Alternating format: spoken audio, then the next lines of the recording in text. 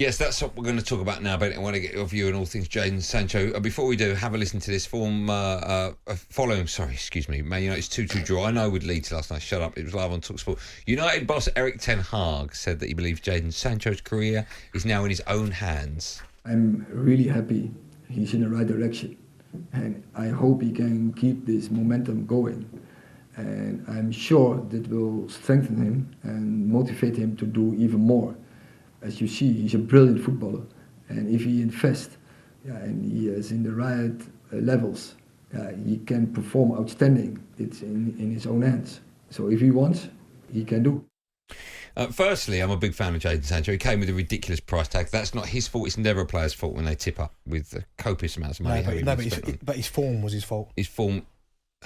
Well, listen, if he's gone away, he's trained separately. I know they were working with him on the mental side of the game as well, right? He's a young lad. There was so much expectation when he arrived at Old Trafford. And listen, what was your biggest transfer? I think 24 million to Villa. Okay, how old were you? 27. Okay, he's 22, right? Yeah. What can you remember what that was like when you went there to Villa for that amount of money? Yeah, I remember we played, I think, I signed on the Thursday. I think we played City on the Saturday. Right. Scored the winner, 1-0.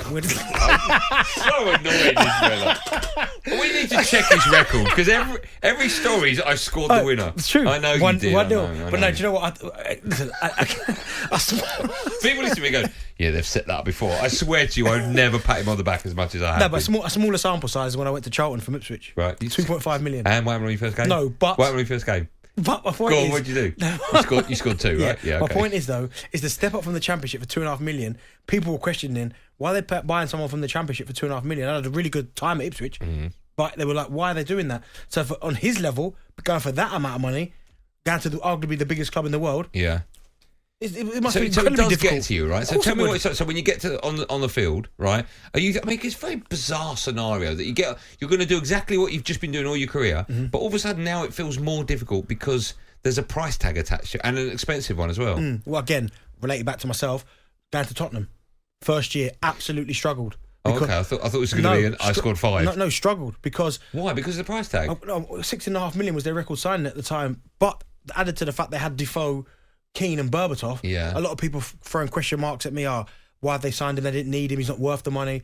Like it does play on your mind. So do you hear what's going on? You hear everything. And how do you hear that? Are you reading newspapers? Do you listen to the radio? You look at social media? You get a sense of it when you can hear Spurs fans talking. Yeah. So you get a real sense of it when you're walking out after a game after you've not scored. Like you might hear someone shout from the distance, "Are you ever going to bloody score?" or something. Do you know what I mean? Yeah, I was drunk. Sorry about that. That's all right. No worries. I feel you.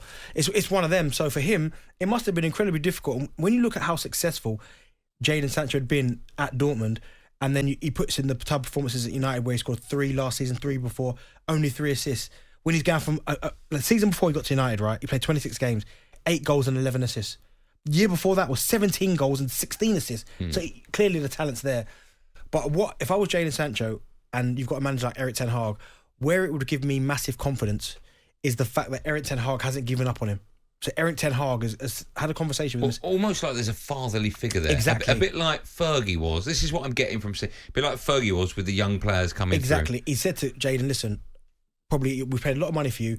We've not seen the best of you yet. What I need you to do, I believe that you can be a real success at this football club, but you're not in the right frame of mind yet. You're not in the right physical condition. So what I'm going to do is I'm going to invest time in you, by the way. I'm going to send you off to wherever he sent him. I want you to train hard, look after yourself. And when you come back, I need you ready to go. Now, if you're a footballer, you can go one of 2 ways. You can think, he's just trying to get rid of me and sack it off when you get there. Or you can do exactly what Jadon Sancho done. Got your head down, worked hard, get his physical state correct, get his mental state right. And then when you do get the opportunity, make sure you take it. And he came on last night, made an impact, scored a goal. The celebration was the nice part about it, though. How difficult would it have been for him, for his form and his mental approach, when you're at a massive club like that, huge price tag, the team aren't playing well, and you've got a manager in Ralf Rangnick who you just know isn't there for the long haul? How difficult would that have been for him? Do you know, it was not even so much that the manager's there for the long haul because you're a player, you look after yourself. But you're right, he's going into a team where they're not playing particularly well. He's probably in and out. He doesn't know where his best position is, or they don't really know where his best position is. He's also not being given enough time to try and hold that position down.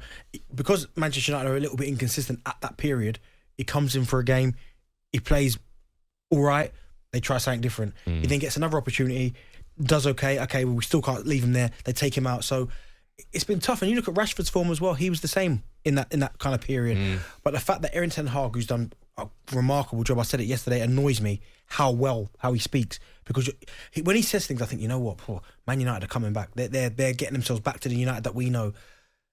The fact that he's invested his time and his effort in sending Jadon Sancho somewhere to get fit, knowing that the whole world will be questioning him, where's Jadon Sancho, you spent all this money on him, why are you sending him away? He's made the decision himself. I feel Jadon could be a real success at this football club. I'm going to send him away, and by me doing that, that takes him out of all the spotlight, all the limelight.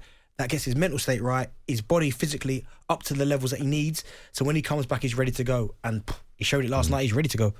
You mentioned Marcus Rashford there. Have a listen to this. Man United boss Erik Ten Hag also told talkSPORT how crucial Rashford has been for his side this season. For Marcus, he's scoring from all the positions. When you see his stats, he's scoring left, middle, right. Doesn't matter.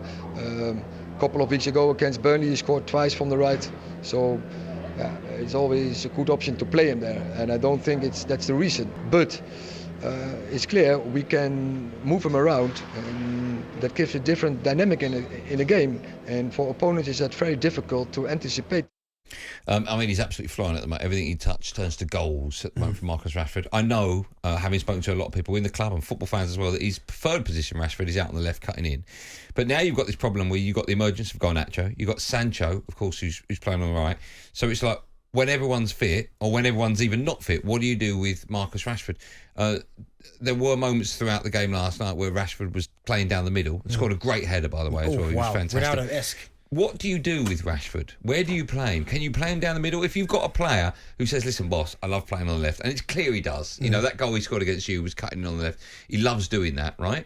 What do you do with the player who's obviously flying at the moment, but you don't want to upset him by playing him in a position where perhaps he's not his happiest? Well, I think for Rashford, I think he'll play pretty much anywhere the manager asks him at the minute, because the ball's flying in the back of the net. And Arsenal fans would attest to this, is that Aubameyang was playing left when Arteta first came in, because the ball was flying in the back of the net, and he was contributing all the goals and things like that. He never complained about it. He never shirked the challenge. But the moment the goal started drying up, he didn't want to play left anymore. He wanted to play down the middle, and we know what happened there. He ended up leaving. I think for Marcus Rashford, while he's in such hot form, I think he'll pretty much play wherever the manager wants him to play, whether that be down the middle, on the left or the right, because he pretty much knows, when I step onto the field, regardless where I'm playing, I'm going to score. But the test will be then when he comes out of this purple patch and he stops scoring, will he still be happy to be playing down the middle? That's a different conversation. But right now, he'll pretty much play wherever the manager wants him to play. Okay. Where do you think, having seen United so far this season, we'll end on this question, where do you think United will finish up? And what's a good season for Manchester United? I think they'll finish in the top four. Yeah? Yeah. Fourth is still a good season. Fourth and no trophies, good season. Yeah, because you're back in the Champions League. Yeah.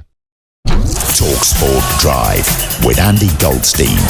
Monday to Friday afternoon from 4 on AM, on DAB, via the talkSPORT app and on your smart speaker.